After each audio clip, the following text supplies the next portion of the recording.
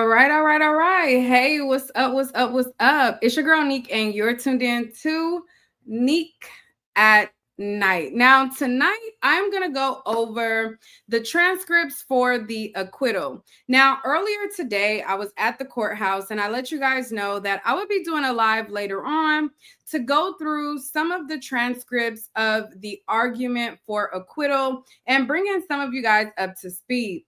Now, as the day was going on, it was a lot happening. And I was just like, you know what? Bump that live. Okay. I'm like, the people don't give a damn. Do they really? But then my best friend talked me into doing it anyways and said, Neek, you said you was going to do the live regardless. All right.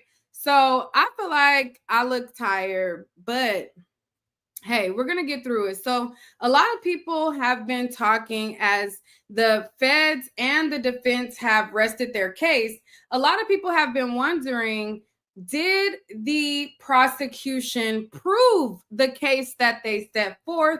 And will Diddy go to jail for life, or will he walk out scot free? Now, there's all these different conversations as it pertains to Jane Doe, Cassie, and some of the acts that he is charged with.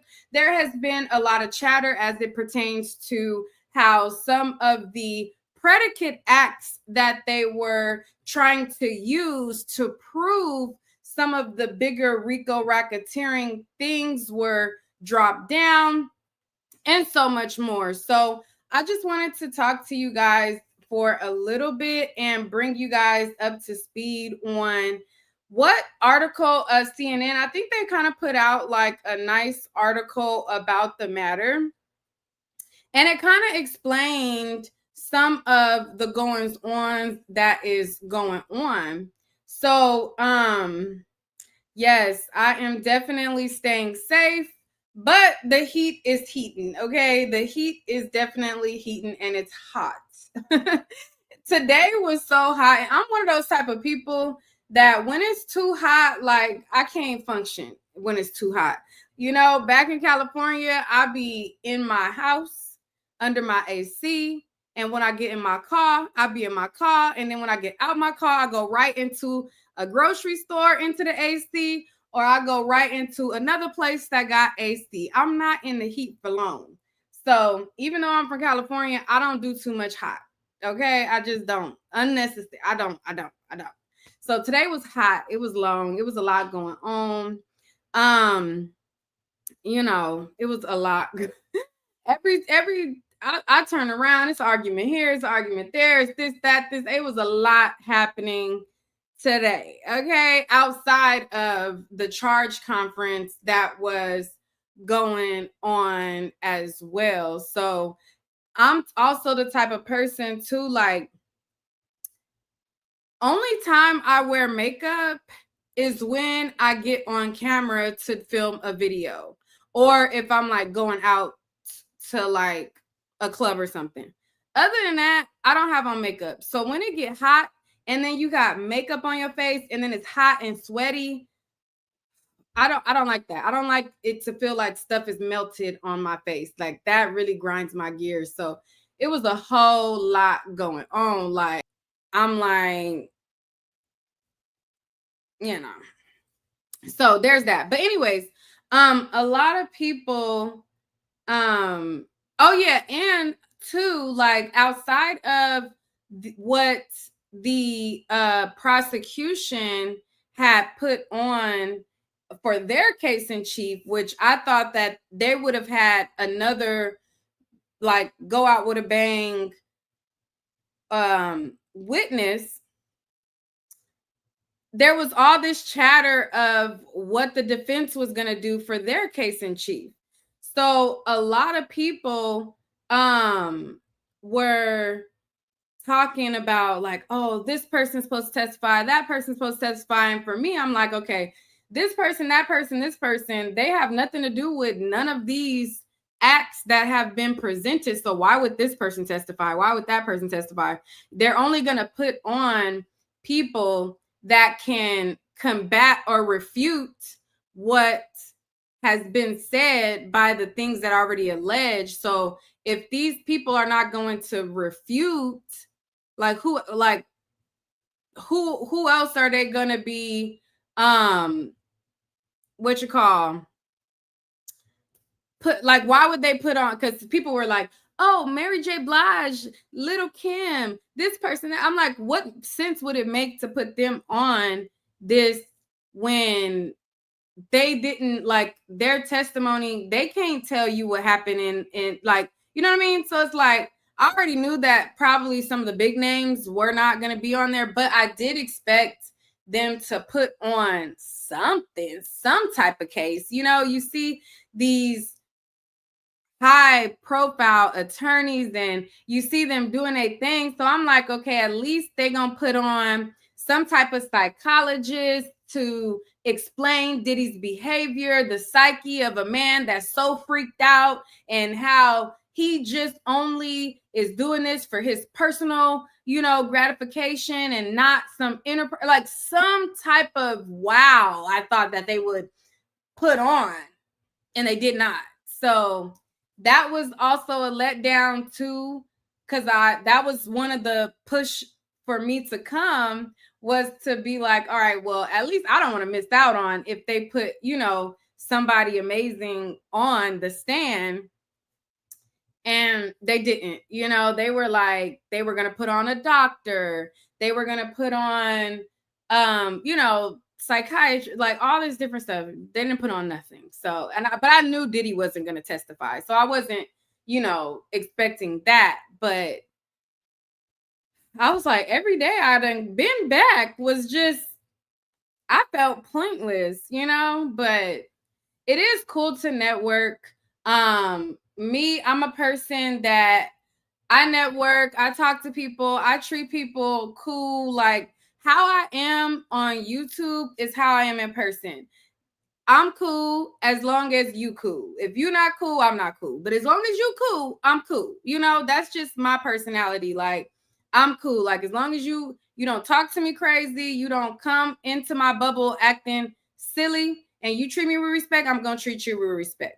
That's just how I am. And so far, I haven't had no issues with anybody up there. Now, I've observed other issues with different people having or whatever, but I just stay out of it. I treat people, you cool, you cool. You know, if I have an issue, I address the issue. Like, okay, I don't like how you did that, or I don't like how you did this, but I don't really be, you know, doing a whole lot. So, you know, there's a lot of different things happening as well. So it just be like, child,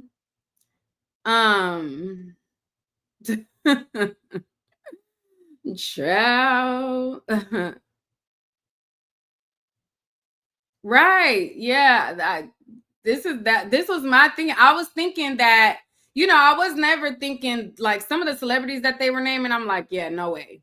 But I thought that they were going to have experts that, you know, or even because a big component of Diddy was drugs. So even a drug person, like a drug psychiatrist or whatever, a drug expert on a person to tell the jury or explain the psyche of why this person would act this way, and you know how this that, you know, something like that. Like they didn't have nothing. Even in the Tory Lanez case, they had well, this was after it came to sentencing. It was after the fact. Then they, even in the Tory Lanez case, they wanted to try to claim, oh, well, the reason why he did what they say he didn't do is because he was on drug. I mean, he was on, you know, they wanted him to go into a rehab program. But then it's like, but he said he didn't do it. But you have an expert and a drug program for him to go into, like, make it make sense. That's why when a lot of people be talking to me about the Tory stuff, it's like, child, I was there. Like, child, anyways, like, y'all saying he got a problem and that's what caused this behavior, but there was no behavior that he did. So why is this drug lady here that's saying that she willing to accept him into a drug child? It was a mess. But anyways, I was expecting some type of expert or whatever. And so I was just like, child, I came out here for nothing. JC says, a Cash App YouTube donation. Let's make it a little easier for her and show our appreciation. Thank you. I appreciate that. I ain't gonna never turn down a little, extra.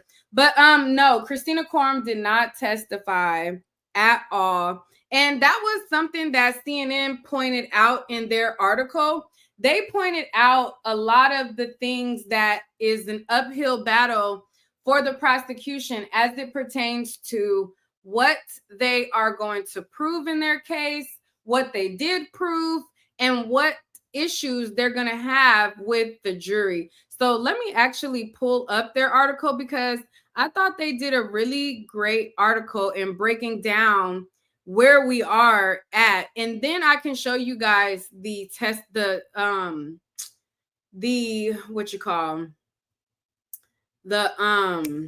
transcripts from the arguments that Diddy's team had before the feds decided to drop some of the predicate acts. So let me show you guys this. And then too, I was talking to my friend on the phone, and I'm like, because tomorrow is closing arguments, and like it's going to be a lot more people trying to get into the main courtroom. And so I'm like, do I lose sleep by trying to get to the courthouse super early just to make it in the main courtroom, or do I sleep in and go to the overflow and hear the same information that they're going to hear anyways? Only thing that I'm going to miss is I'm not going to see when his mama shake her head or wipe her face, or you know what I mean? But we still get a sliver of glimpse of the family row in the overflow. We just can't see them in the flesh. So I'm like, is it worth it getting up at 5 a.m. or getting to the courthouse at 5 a.m. when it's possibly gonna rain at that time? Or do I sleep in and just hear the same information that they still hearing in there? I don't know. You say I want you to watch the jurors' faces. Yeah, that's the only thing that is the benefit of being inside the courtroom, is seeing the jury's faces.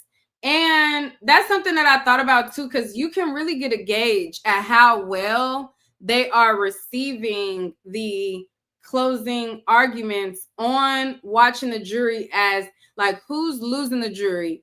Who's more in tune when the defense talks?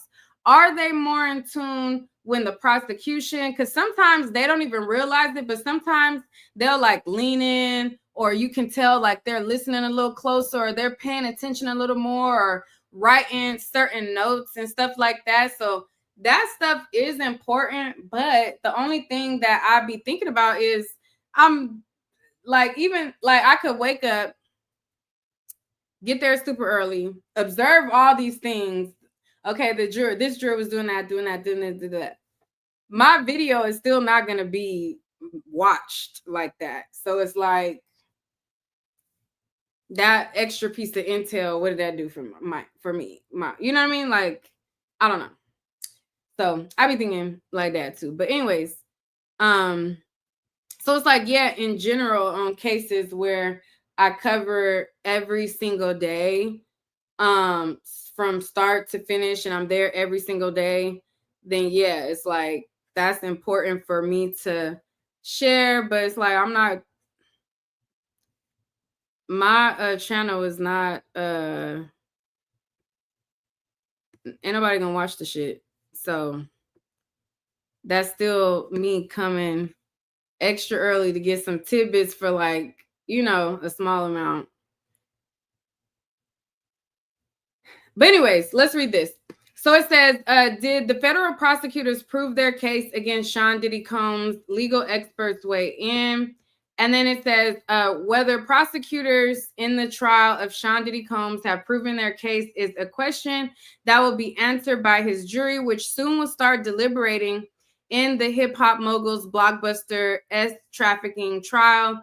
After hearing from 34 witnesses in testimony over more than 6 weeks, a conviction certainly is not assured, with lawyers and legal analysts saying there is ample room for jurors to find reasonable doubt.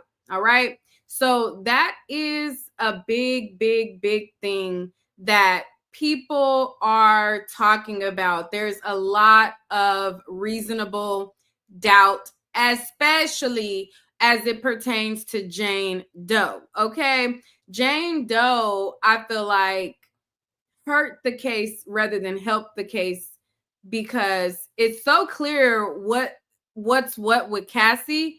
Then when you put in Jane Doe, who only got jealous, like she's down with everything, but only has the issue when another girl comes into the picture, that's when it, like, muddies the waters a little bit. So they have a lot of legal analysts who feel as though there is a lot of reasonable doubt still left on the table.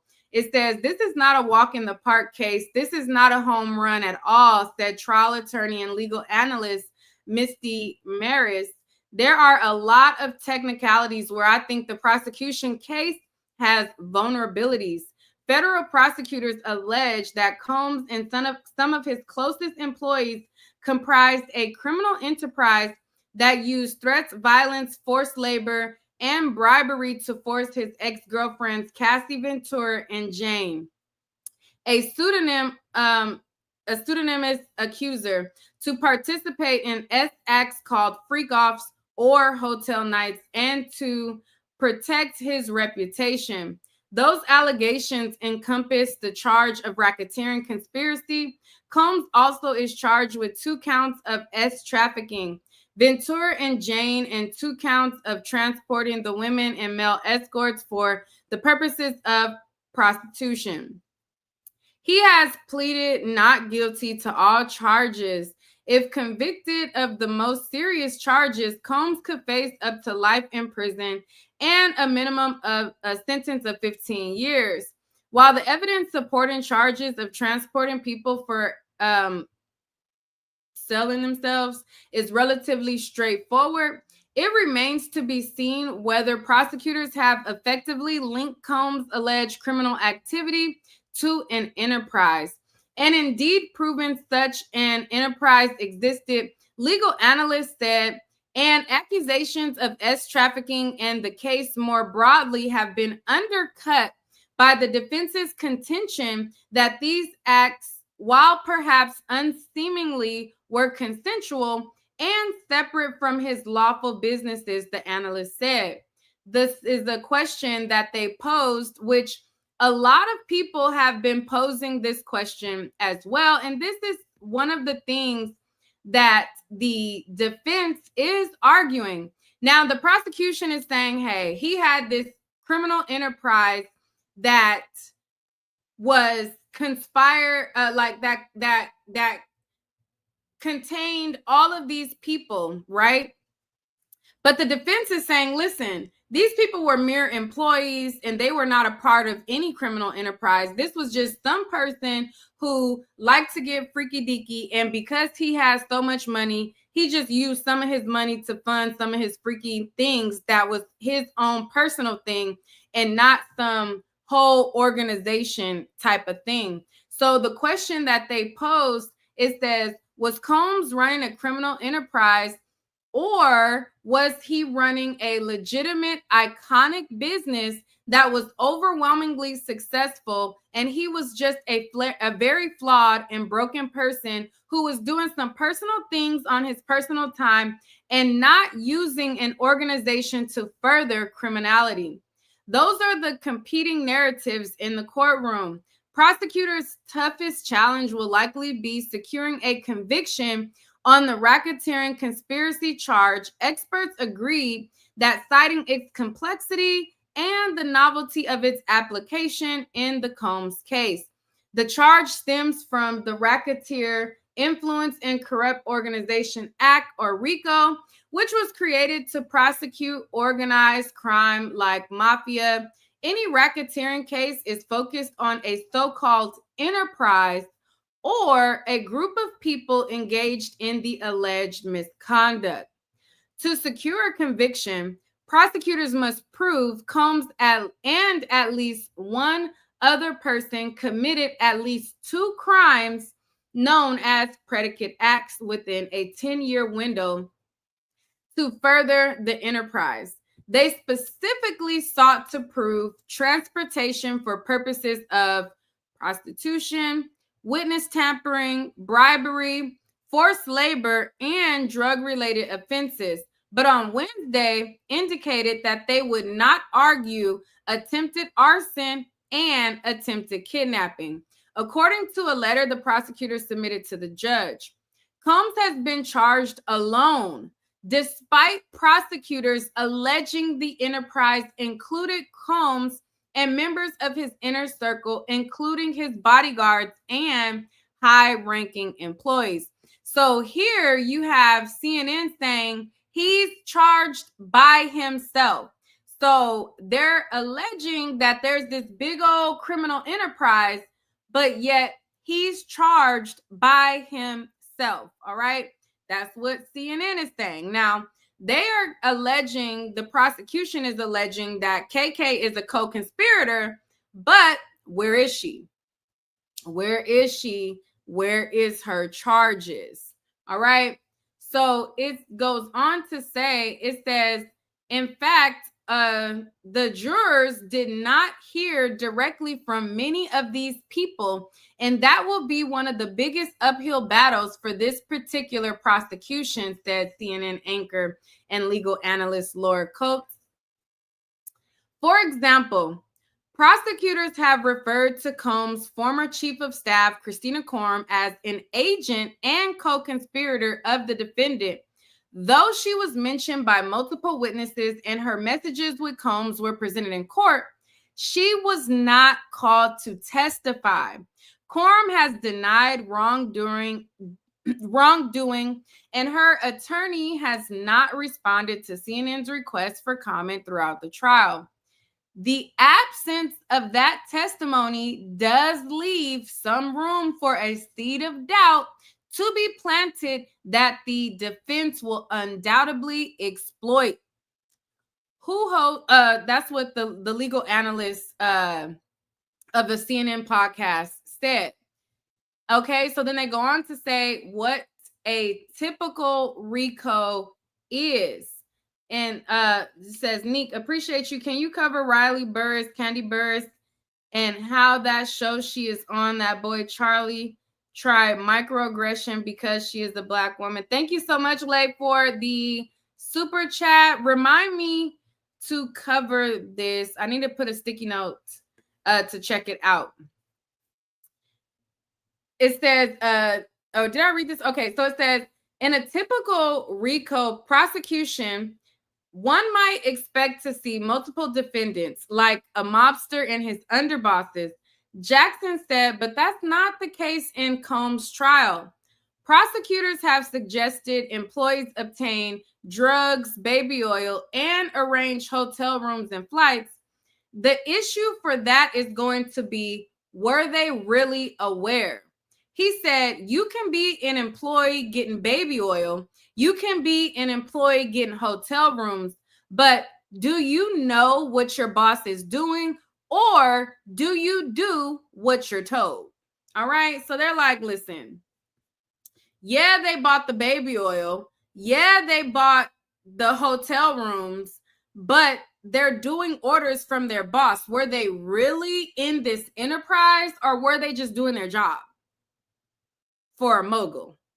So I thought that this article was very well written.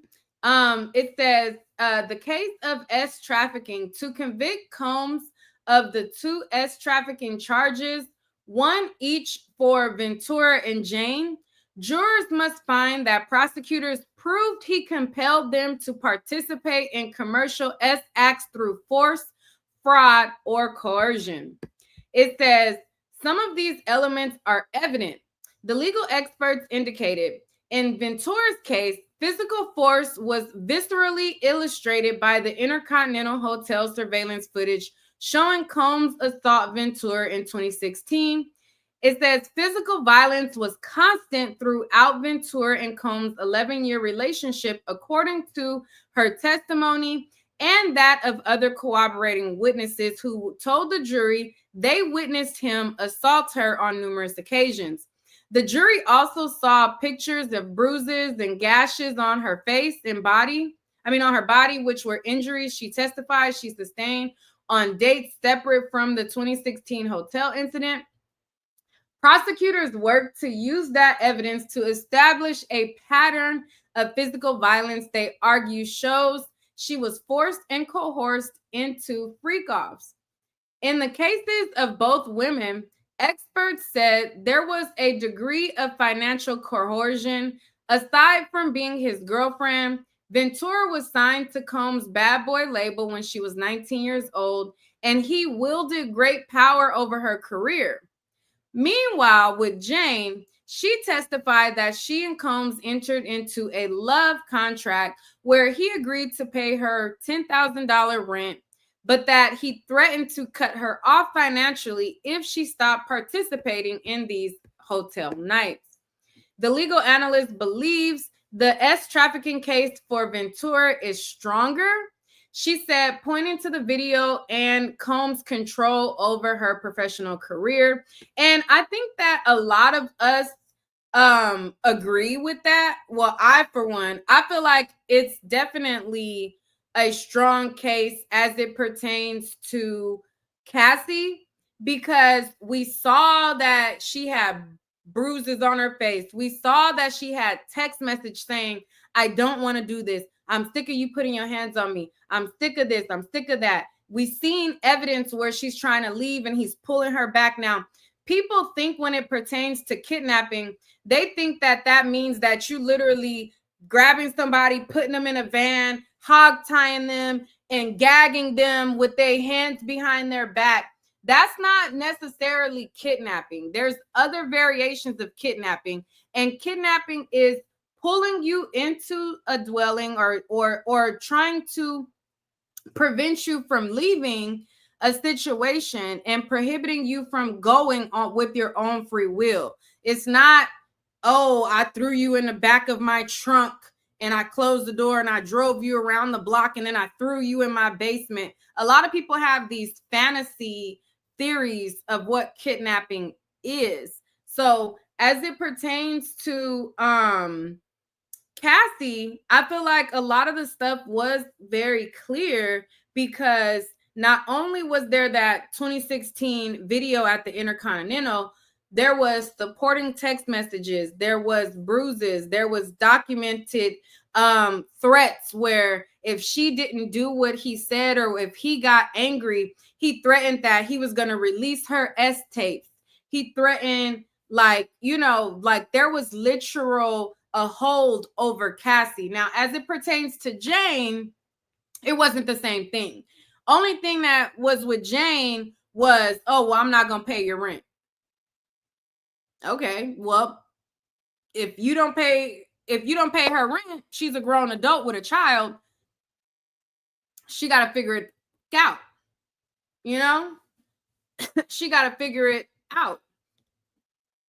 Somebody said kidnapped and then came back for additional freak-offs, ? Yeah, if you are constantly getting beat upside your head, you're constantly being manipulated, you've been groomed since you were 19 years old, and if you're gonna live in, you've been, not only were you were beat, but then you had a security team that hovered over you, and you were held up in hotel rooms and you couldn't leave the hotel room because you got these big securities covering that you can't leave. Like, yeah, well, let me just get pounded by a big bazooka penis so that I don't have, like, I could have a little more freedom. Yeah, go back and I can see why she would go back and do some more. Now, the people who dismiss all of those things that happened with Cassie, I don't know what to tell you. I don't know how to make you understand why, but there's a lot. You said there's no evidence of that. You're lying. Who's lying? There was testimony of it, and the defense didn't make me believe that it didn't happen. They actually put on several witnesses that corroborated that she was held up in hotels and all of that. Now, again, as it pertained to Jane, that's not the same case, situation, or anything like that. So, anyways, let's read some more. It says, she said, okay, so it says, Maris believes that the trafficking case for Ventura is stronger. She said, pointing to the video and Combs' control over her professional career. Combs had also allegedly threatened to release explicit videos of Ventura, and her mother testified she wired $20,000 to Bad Boy Entertainment out of fear for her daughter's safety. The money was later returned. It says the prosecution will face another challenge because Combs' defense leveraged the woman's testimony and text messages with the defendant to undermine the suggestion of coercion. And they pointed out both women at times helped coordinate the encounters, texting with escorts and buying supplies for the room. Both women said during their testimony they were asked by Combs to make these arrangements. The jury also saw text messages between Combs and male escorts arranging their travel, and Combs and his employee booking flights, as well as American Express and bank statements tied to those expenses, indicating Combs paid the bills. Jane expressed in some messages she did not want to participate in hotel nights, but she would acquiesce and testify she wanted to make Combs happy, and she admitted on the stand. It says that Combs continues to pay her rent and her legal representation to this day, even as she testified against him. It says texts showed Ventura at times expressed a willingness to participate in the freak-offs, and that her relationship with Combs was at times loving. I'm always ready to freak off, LOL, she wrote in August 2009, towards the beginning of their relationship. Now, keyword, the beginning. But anyways, in March 2017, she said she enjoyed the encounters when they both wanted. But she testified, I would say that loving freak-offs were just words at that point. It says the text messages are really the star of the show in this case. Text messages that Cassie exchanged with Combs at the time are really important for the defense and do undercut the prosecution's narrative and their argument. Establishing Combs as a horrible and abusive romantic partner, she said, is not enough to prove trafficking. Indeed, the defense on Tuesday acknowledged that Combs and Victoria's relationship was toxic for many reasons, but argued domestic violence is not trafficking. Prosecutors tried to combat this idea through psychologist Don Hughes, who offered context to the behavior of victims of abuse.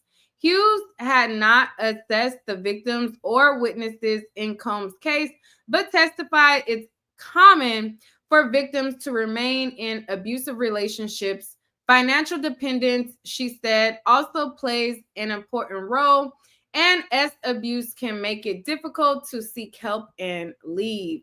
Now, I felt like they definitely should have had a psychologist to kind of combat some of the things that she said, or speak to the psyche, like I said, of a Diddy who is off of ketamine, MDMA, the cocaine, the this, that, all of these different things. I feel like they definitely should have had somebody to speak to his state of mind, why he would do things like, some type of thing that would make the jurors feel like, oh, poor drug addict, crackheaded Diddy,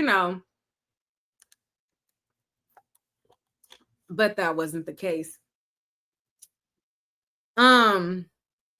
It says the case for transportation for the purposes of prosties, experts largely agreed the two charges of transportation for the purposes of prosties stemming from the Mann Act are likely the easiest for the prosecution to prove with clear evidence and less ambiguity than the others. That has been proved by leaps and bounds by prosecutors, adding, it's truly very simple. Did individuals cross state lines with the intent to engage in prosty work? All right. So they're like, it's as simple as, did you fly across state lines to give up that tail or give up that pecker for money? Yes or no? That's the charge. All right. So for that, they're like, that's it. That's the charge. That it's simple. And in this RICO, they only have to prove two. This part of it for the Mann Act, I feel like is a slam dunk, because did they prove that people flew cross state lines to give that triple decker pecker in exchange for money? Yes, that was proven over and over and over again. They show financial records of him buying flights for Cabral, him buying flights for all these different escorts and entertainers. They have flight records for Paul, Cabral. They were showing financial records of which agency booked the flight, what time, and not only did they show the financial records for all of these entertainers to fly in to do these freak offs, they also showed text messages arranging it. Then they showed, okay, Jane text Cabral, hey, I would love for you to come hunch me. Are you available to fly into Miami? And then Cabral, aka Sly Diggler, he would say, oh yeah, I'll come tomorrow. And then they showed the financial record of right after this text, a phone call was a text or an email was sent to the travel agent. Then the travel agent, what did the travel agent do? Then the travel agent booked the flight. Then on this day after this text, the flight was booked by Cabral and Jane, and they flew in on JetBlue seat. They even went down to the seat number. They were like, they were in seat 11A, 1110. He flew from Atlanta to New York. He flew from New York to Fort Lauderdale. Then they showed the hotel room. Then they showed text messages of the entertainers. Oh, I'm at the hotel. And then they're texting and showing text messages to corroborate with the financial records. Okay, go through this entrance or go tell them this name at the front desk. And it all corresponds with them arranging an encounter where they swap favors for money. So, and it was them flying in to do it. So that definitely, I feel like, is proven for sure.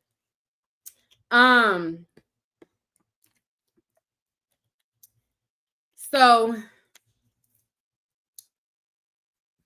it says, Jane testifies she and Combs had hotel nights between May 2021 and October 2023 in a variety of localities, including LA, New York, Miami, Turks and Caicos. Similarly, Ventura said freak-offs were held in some of those locations in other cities like Atlanta and Las Vegas.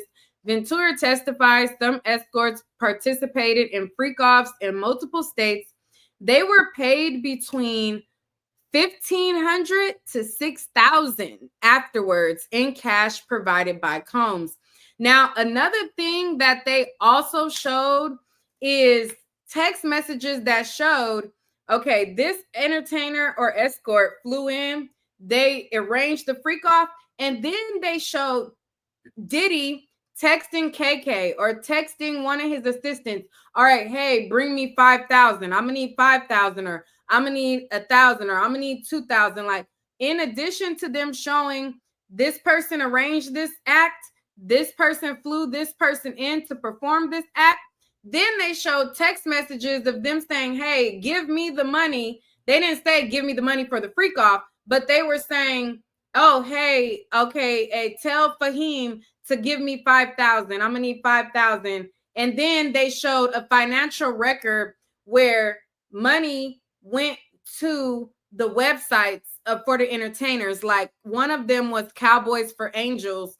And so then they would show that, oh, on this day, after this hotel was booked from this day to this day, then they departed on this day. And then it would show a transaction going into the escort website, Cowboys for Angel, on this day, or going to whichever entertainer directly, their LLC or their whatever, on that day. Like, they showed all of this in the trial. So that's been shown every single day for days. That's what's been shown.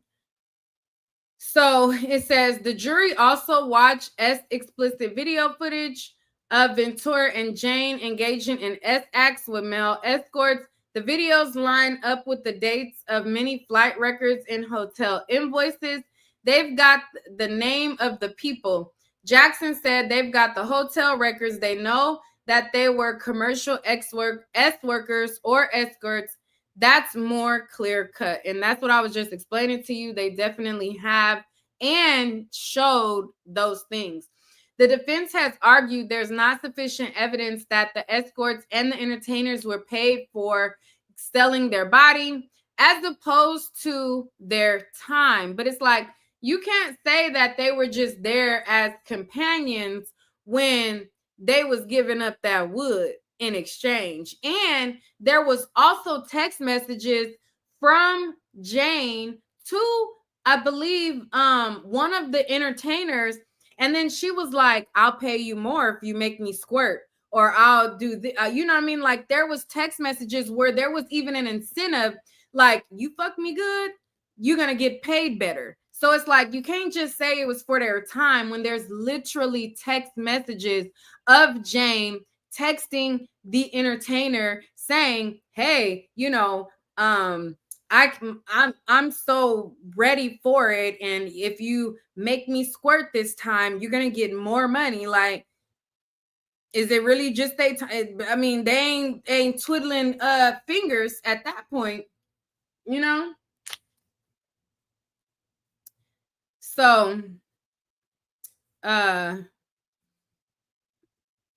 let's see. It says the defense focuses on financial benefit. The defense rested its half-hour case Tuesday, calling no witnesses, but Combs' attorneys have been laying out their case all along through the cross-examination of the government's witnesses. Combs did not testify. The defense does not have the burden of proof, and they are 1,000% aware, and they're trying to capitalize on what they don't have to prove. Overall, their theme has been, this is a money grab, full stop. There are people who have free choice and free will, and they exercised it. She said, channeling the defense theory. Ventura filed a lawsuit against Combs in November 2023, alleging the assaulted R and S traffic, that he assaulted and S trafficked her. Combs denied wrongdoing, but they settled the lawsuit a day later for $20 million. It says, I give that money back if I never had to have a freak off, she testified on redirect. Crying, she added, if I never had to have freak offs, I would have had agency and autonomy. A friend of Ventura's, Brianna Bongalong, had also testified about an encounter with Combs in which he allegedly physically assaulted and threatened her, claiming he dangled her over the balcony railing at Ventura's apartment. Bongalong, too, has filed a lawsuit against Combs, seeking $10 million. The defense has tried to use these and other civil lawsuits against their client as their star witness. They have painted this case as jealous money grabs and kinky, but not criminal. All right. And that is the article that CNN put together, which I thought was a really well-rounded article. Now, as it pertains to the argument of acquittal, let's pull up the let me pull up the document.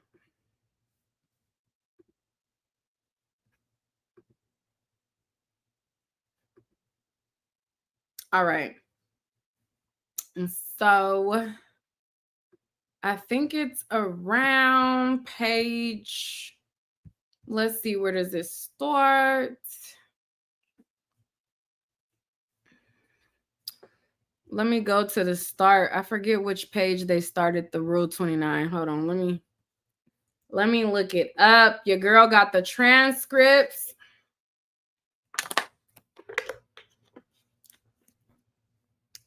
And are y'all asleep or are y'all still awake with me? Are y'all asleep or are y'all awake?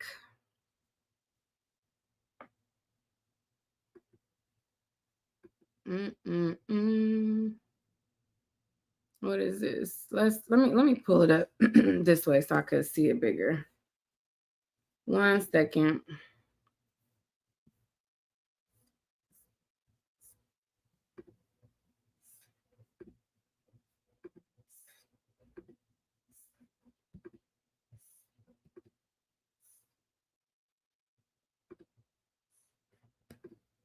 Hold on, let me see what day. I mean, what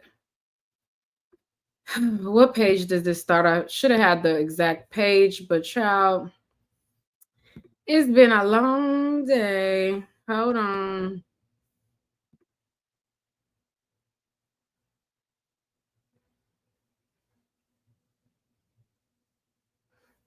All right, page 174. Hold on 1 second, y'all. All right, I think it start right here. If it don't start right here, y'all in here, y'all listening?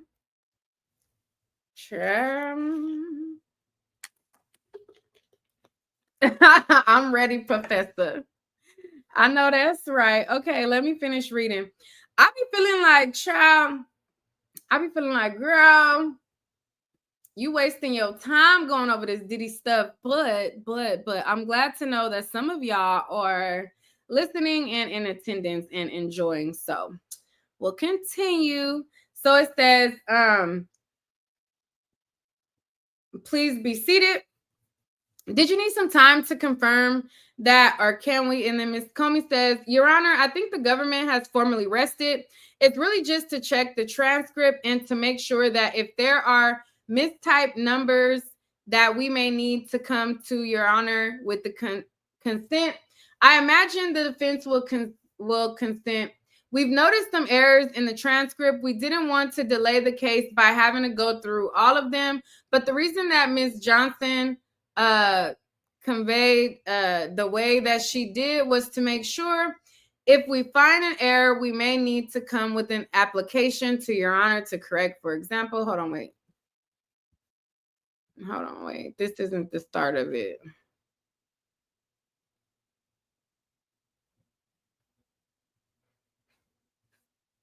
Hold on. They're talking about something else. Hold on. Oh, wait, I guess it is. All right, so it says, the court, with the qualifications, Mr. Agnifilo, are we prepared to proceed to motions? He says we are. All right, Your Honor, may I go to the podium? So he goes to the podium. So, all right, so this is where it starts, my bad. So it says, Your Honor, the defense moves for a judgment of acquittal on all counts pursuant to Rule 29. The government has failed to meet its burden to prove each element of counts 1 through 5, and no reasonable juror can find him guilty of any of the counts beyond a reasonable doubt. All right. So then we go to the next page. It says, and although we recognize that the court must view the evidence in the light most favorable to the government and draw all reasonable inferences in the government's favor, I just want to emphasize that it's not enough that the inferences in the government's favorable are permissible. As the Second Circuit explained in many cases, including U.S. versus Pauling, blah, blah, blah, an inference is not a suspicion or a guess. It is a reasoned, logical decision to conclude that a disputed fact exists on the basis of another fact that is known to exist. It is not speculation. Indeed, even reasonable speculation is insufficient. And I just wanted to highlight on one other principle that the Second Circuit has repeatedly articulated, which is that in cases where the evidence at best gives equal or nearly equal circumstantial support to a theory of guilt or innocence and a theory of innocence, a reasonable jury must necessarily, as a matter of law, entertain a reasonable doubt. And that principle is articulated in a number of cases, including U.S. v. Volley, U.S. v. Copeland, and many others. And while preserving that general Rule 29 motion, I do want to highlight some specific deficiencies as to each count. So starting with count 1, Mr. Combs is entitled to a judgment of acquittal on count 1 because the government has failed to prove the elements of the racketeering conspiracy charge in the indictment. It says a judgment of acquittal on count 1 because the government has failed to, it says to engage in a RICO conspiracy, the government must prove that the defendant agreed with others to further an endeavor which, if completed, would satisfy all the elements of substantive RICO offense. And that's from U.S. v. Kane. And thus what that means is that the government has to prove that, in the words of the statute, Mr. Combs agreed to conduct or participate directly or indirectly in the conduct of an enterprise's affairs through a pattern of racketeering activity. The government has failed to prove at least 3 of the elements of this offense. First, the agreement to violate RICO. Second, that the defendant knowingly and willfully joined any such agreement. And third, that he agreed that he or another member of the alleged conspiracy would commit 2 racketeering acts. So let me start with the first element and why there is insufficient evidence of the existence of the conspiracy that was charged in the indictment. The government alleged that the object was to conduct the affairs of Combs Enterprise through a pattern of racketeering activity, including 8 types of racketeering acts over the course of 20 years, from 2004 to 2024. It says, and in order to satisfy this element, the government has to show that there was an agreement to form the alleged enterprise and conduct its affairs through a pattern of racketeering acts. It says, hold on, let me move this over. And make sure y'all hit the like button as well if you guys have not already. So it says, okay, so it says, hold on, let me go back. It says the government alleged that the object was to conduct the affairs of the Combs Enterprise through a pattern of racketeering activity, including 8 types of racketeering acts over the course of 20 years, from 2004 to 2024. And in order to satisfy this element, the government has to show that there was an agreement to form the alleged enterprise and conduct its affairs through a pattern of racketeering acts, evidencing the required relatedness and continuity required in the case law. As an example, U.S. v. Kane, which I cited earlier. There are several ways in which the proof is deficient on that score. First, the enterprise here is not distinct from the pattern of racketeering activity, and it's well settled that the existence of an enterprise is a separate element from the pattern of cases like Boyle v. U.S. It says the enterprise must be more than a group of people who get together to commit a pattern of racketeering activity. The enterprise can't just be a name for the crimes committed or the agreement to commit the crimes. Otherwise, it wouldn't be an enterprise. And here, the enterprise's purposes, as alleged in the indictment, essentially map onto are virtually identical to the alleged racketeering acts. If you take a look at paragraph 11 and F and 11H of the indictment, the purposes alleged there to engage in unlawful acts of violence, including S violence, S trafficking, forced labor, etc., essentially are identical to the alleged racketeering acts in paragraphs 13A to 13H. So they can't separately suffice to establish the unified enterprise under Boyle and Turkett. Thank you, Jerome, for the super chat. I appreciate you so much. Wait, did I go to a different page on y'all? 1 second. Because I'm looking at it. All right. Okay, yeah, I think we're on the same. What I'm looking at is what y'all looking at. I got to keep making sure, like, what I'm looking, because what I'm looking at, I'm not reading the screen. Anyways, whatever. So anyways,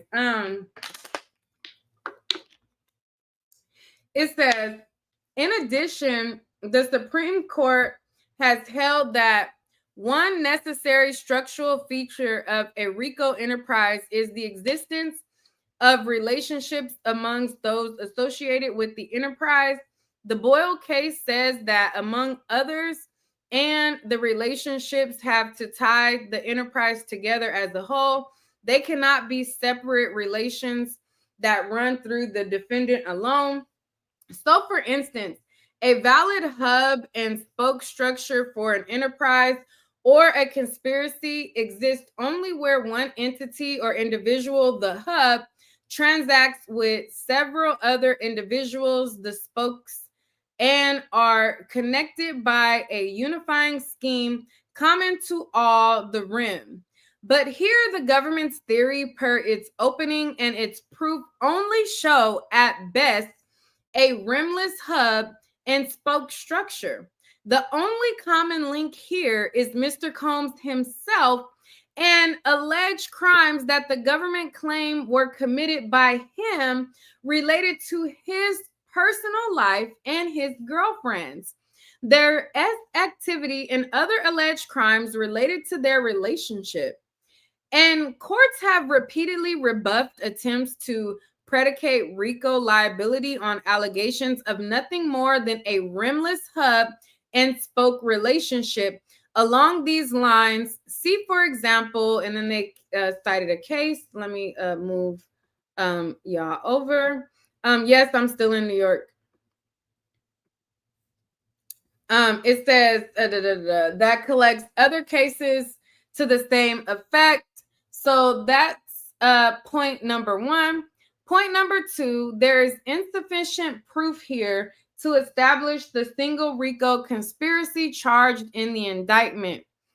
Even apart from those other deficiencies, the government has alleged this 20-year-long conspiracy to violate RICO, but in fact, the evidence does not establish that Mr. Combs conspired with any other person to violate the RICO statute at all. The government said in the opening that its theory is that Combs conspired with an inner circle of bodyguards and high-ranking employees who comprised the enterprise, but they failed to show that any other individual actually conspired with him to conduct the affairs of this purported 20-year racketeering enterprise. Indeed, there is at best thin proof that any of the other employees knowingly participated in crimes with or for Mr. Combs, other than things like picking up or helping Mr. Combs procure personal use quantities of drugs for himself. Most of the testimony about the employees shows that they ran errands related to his personal life, made travel arrangements for him and his girlfriends, and the like. But there really is no evidence that they are, and that that any were aware of or believed that he was trafficking his girlfriends or coercing them into or violating the Mann Act. So they're like, listen, they was just, doing their job. How they know nothing about no girls getting trafficked and all that. They thought that these girls was his girlfriends.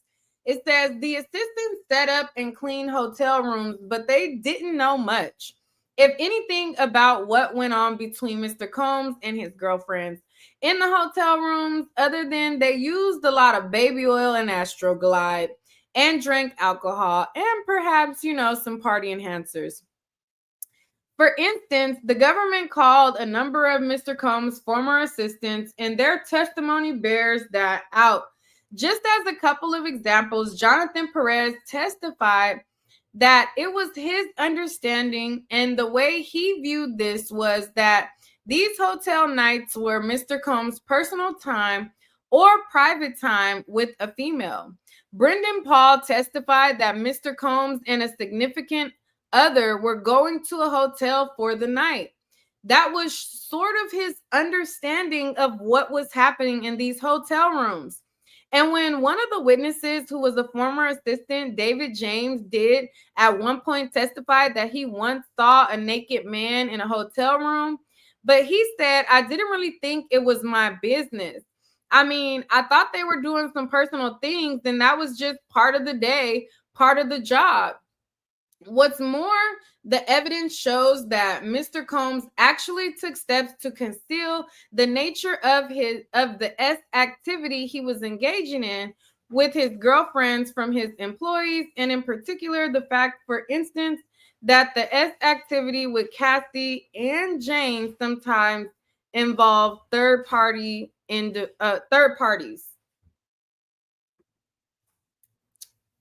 Oh, thank you. Let's see. For example, the escorts and the entertainers were booked by Mr. Combs or Cassie and Jane. He did not involve staff in booking them or their travel. Cassie and Jane both testified that they thought that what they were doing with these men was a secret that Combs shared only with them. And indeed, that it brought them closer to Combs. And there are also many text messages and other documents that confirm that Combs himself sought to conceal the involvement of the escorts from his employees. All right, make sure y'all hit the like button, okay? Because, baby, don't be just watching and not hitting the like button. It says, for instance, we saw a couple just earlier today. Defense Exhibit 3127 had an entry on, I can't read my handwriting, but I think it's April 24th, 2023, where Mr. Combs is talking to Jane, and he says, I can't let KK know about the arrangement for the hotel night. Another example is the government exhibit 1407, line 17, where Mr. Combs says to Jane on November 8th, 2021, I can't have Paul at my house. And then in the same exhibit 1407 at line 784, Jane says Cabral Williams on September 19th, 2023, let me know when you head out because a team might be there soon. Don't want them to intercept you. And there's another example from earlier today, Defense Exhibit 3328, May 16, 2023, where Jane is talking to Cabral Williams and is talking about how she has to wait to make sure the assistant are cleared out. So those are just a few examples. It goes on to say, in addition, even when, for instance, KK and some of the security guards in the earlier period learned of Mr. Combs' violence with respect to Cassie, which is not racketeering activity anyways, they did not help Mr. Combs perpetrate any further violence. Instead, there were numerous examples in the evidence where they actually tried to help Cassie in various ways and tried to deter Mr. Combs from engaging in further violence. For example, after the Intercontinental incident, Cassie spoke to D-Rock and went to his house because D-Rock and his wife were just always there for me. So I ended up going over there to feel safe. Cassie also testified that she was very close to Mr. Combs' security guards and felt safe with D-Rock in April. And similarly, with respect to KK, there are examples in the evidence where KK is actually trying to help Cassie Ventura and protect her from Mr. Combs' anger. One example is that in one of the government summary charts, that there's a series of texts between KK and Cassie with respect to the security guards. I also wanted to add that there is no evidence that they knew of any S crimes or believed that Cassie or Jane were coerced into any S activity with Mr. Combs. All right, so it then goes on to say, although, as I mentioned earlier, some of them did witness the domestic violence against Cassie, and there is certainly no evidence that any of them, because there is no evidence of this at all, that any of them believe that this violence was being used to coerce Ms. Ventura to engage in S that she didn't want to engage in with Mr. Combs or others. Then with respect to KK, and I think the government's case really seems to hinge largely on their allegations about KK in their chart, reflecting her communications with others. There are a couple of points to emphasize. First of all, even with respect to KK, there is no evidence that she ever thought or believed that Mr. Combs' girlfriends were being coerced against their will into any S activity. She didn't participate in any crimes with respect to Mr. Combs, except, again, arguably the drugs for personal use. And in addition to what I pointed out earlier with regard to Cassie and her efforts actually to deter Mr. Combs from engaging in any violence and other damage control that she engaged in. There is also evidence that Mr. Combs was lying to her, even though she was supposed to be his co-conspirator. For instance, in the government exhibit lines, blah, blah, blah, in text between KK and Mr. Combs, she says, if you cannot be honest with me, this is shortly after Ventura's lawsuit. This doesn't work. We just went through you choosing to keep things to yourself and hide them. And we know this put us where we are now. All right. So it's more and more pages of it. I'm going to, oh, wait, let me scroll through so y'all can pause and read if y'all want to read it. But this is what the government, I mean, not the government, but what the defense argued about their case in chief by saying that they didn't make their case. So if y'all want to read it, I'm gonna pause. I'm gonna click through some of the pages if y'all want to read further on. All right. You take a screenshot. All right, take a screenshot. All right, next page. If y'all want to read later.